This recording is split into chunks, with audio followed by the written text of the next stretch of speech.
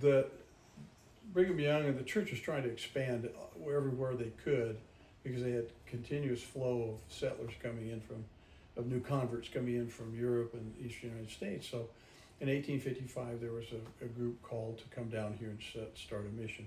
They called the Elk Mountain Mission. And they lasted a few months, and then the Indians kind of discouraged them, ran them out. They built a stone and mud fort. So anyway, they lasted about 3-4 months, and the Indians killed several of the settlers, and they got discouraged. But there was the reason they got run out, as it turned out later, was it's kind of it wasn't anybody's territory, but it was everybody's hunting territory, kind of the LaSalle Mountains, and this area was, so they really didn't encounter a particular tribe. They actually encountered mixed groups of people. Basically, the Mormon group that came went through the hole in the rock from Panguitch to San Juan County. Some of those people were released finally, like Henry Holyoke, in 1886, and they came up here and joined. But the initial impetus was from cattlemen from other parts of Utah. The church came with the LDS people in the, let's say, the late 70s, early 80s. 1870s. 1870s and 1880s, yeah. Got to get the right century. And so, but they met in log cabins.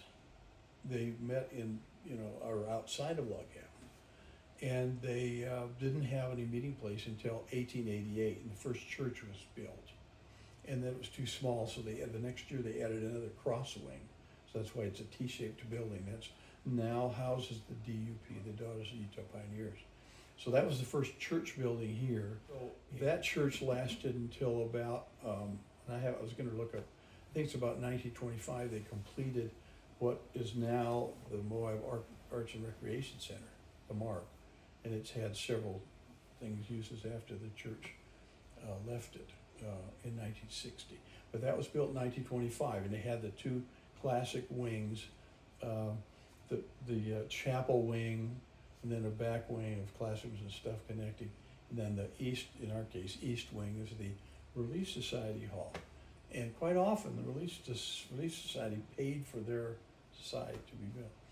This church was actually built all at once, and I don't know how they funded it, but they had fundraisers. So that's 1925. So by then when they built the church over there, the Mark, all the brick out there, they were freighting them from Thompson. So they would come in on the train and they freighted them in and out. So Grandpa Holyoke ran a wagon, a freight wagon, that would go to the train, pick up bricks, and then bring them back. And it was a 2-day trip out and a 2-day trip back in. Wow. And then the freight costs got to be more than what they could afford. So they figured out that they could send them in the mail. And so they sent the bricks in the mail. I don't know how they got them here. I don't know any of that, but my Grandpa Holyoke said that, and he always laughed about that because it was just crazy. Very, very young. I mean, I remember going up all the flight of stairs and into the chapel area, and then the classrooms were upstairs and downstairs, and the stairs were really rickety. The baptismal font was downstairs, and it was like Ginger said, there was no place to change. You just went into a classroom and changed and come out, and the font was in a closet. They just opened it up, and there was this galvanized tub that was in this closet, and you climbed up a ladder and climbed into the tub, and you got out the same way. The boiler room was across from the kitchen, and the boiler room, for some reason, had like a big tank of water, and that's where we got baptized. And they baptized us in our dresses, and then they'd have a clean dress there for us to put on afterwards. One thing about the old red church, there was a place down there that was a dip in the floor where they used to keep the bodies before the funeral and pack them with ice. We used to always go down there as a kid and see who was down there. So. And I was baptized in that building. I was married in that building, in the recreation hall.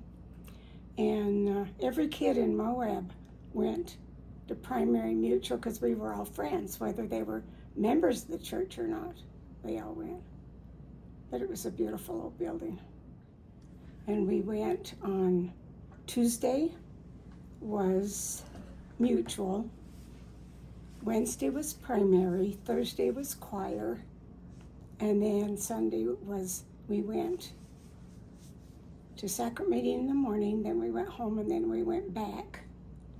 No, we had Sunday school, then we went back to sacrament meeting. And this was in the Mark.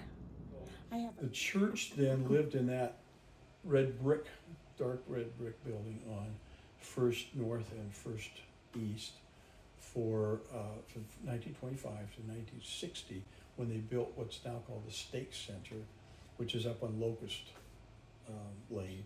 Moab wasn't yet a stake. It wasn't made a stake until the late 60s, separate from San Juan Stake until the late 60s. So that building was built in anticipation of it becoming a stake center, even though they didn't build a wing for stake offices. They just shared offices. In fact, I'm sure that building, you'll notice, has an enormous gym, which is a classic, wooden floor gym, pretty much full size. And cultural hall. And that, the plan came down from the church to build the stake center. And some of the men didn't think that the cultural hall was big enough. So in the middle of the night, before the construction guys got here, they went out and moved the stakes out to make it bigger. And when it got built, then they took the measurements and figured out that something had happened. So, but I don't know who did it or what, but that story was told quite often.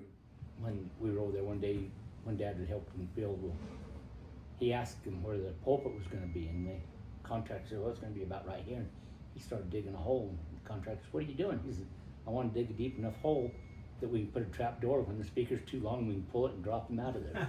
Growing up here, ward activities, what was your favorite? Oh, they always had ward dinners for what they call budget dinners, where that was to help pay for the ward of the buildings. They'd have a dinner and you donated the food and then you bought it back. But it was member funded. Yeah. In fact, they wouldn't dedicate a church until it was paid for. Right. Until the members paid for it. Then I think it went to, like, when they built the Fourth North, they had to come up with half the money, and now they don't have to come up with any. Bud and Lenore Earhart. And they were the first baptisms that they had. And they did them in the stake center because they had a font in there, but the center had not been dedicated, so they had to get special permission to have Earharts baptized in the stake center. And like I say, it wasn't really open, but in order to get baptized, they would have had to have taken them down to Monticello to get baptized. About 1964 or 65 that I remember that Fourth Ward kind of got going out there. And they made the 4 wards, and it was 3 meetings a day, priesthood and all that. And it was a procession to get a second in that church. And if one single meeting went 1 minute over, the whole day and was the meetings wrecked. were separated, so Priesthood all of the and wards went to priesthood and left. And then we come back to Sunday school and then left, and then sacrament meeting I and remember left. going to sacrament meeting at 7 and 8 o'clock at night. Construction on New Life There we Chapel go. in West Moab. That was August 26, 1976. When it first, There we go. oh, there it is. This is the stake center. But let's see. No, this is our building.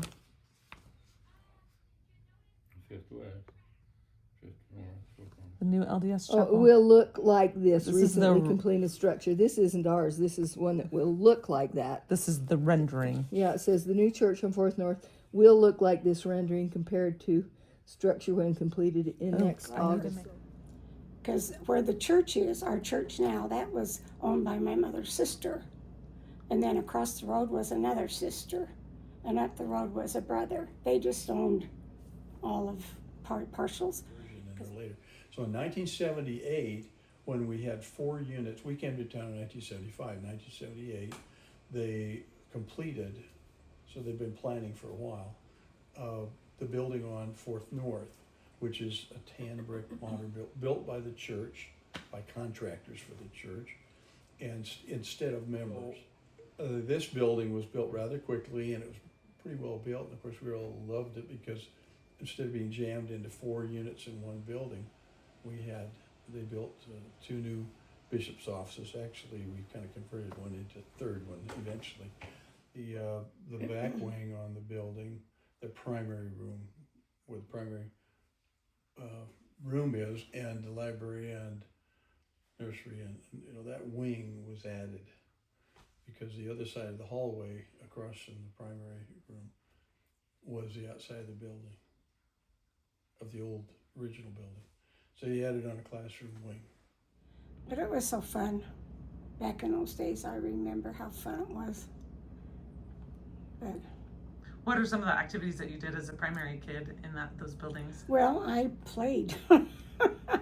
From 12 years old on, I played for Played the primary. organ? I played piano and organ for all of the primary, mutual, all of them. But church. And if we didn't go to church, we couldn't go to the 10-cent movie. Oh. I can remember that, but she always... What kind of things did you do in the primary when you were a little kid? Do you remember? I know as a Holyoke, you probably spent a lot of time up on the mountain during the summers. We did the mountain. We were always there on the mountain, but they didn't really have primary during the summer. Probably putting money in the little red primary children hospital box that had you put in every primary to donate to the primary children's. Yeah, we used to have a state or a ward camp out and a state camp out. Yeah. Used to be a lot of fun. But. Well, I remember more than anything the songs, and Give Said the Little Stream, or the Book of Mormon stories, or all those things that I don't know if we do those anymore or not. I haven't heard those for a long time, but I don't remember when the Halloween time now they'd have dances and parties upstairs, and the gym was right above it, and they'd go down the back stairs they'd decorate and have different things in different rooms for Halloween and scary things, and they'd go down the back stairs from the stage down into there. We started in the chapel with the song and prayer and announcements and all that stuff, and then everybody would go to their classrooms.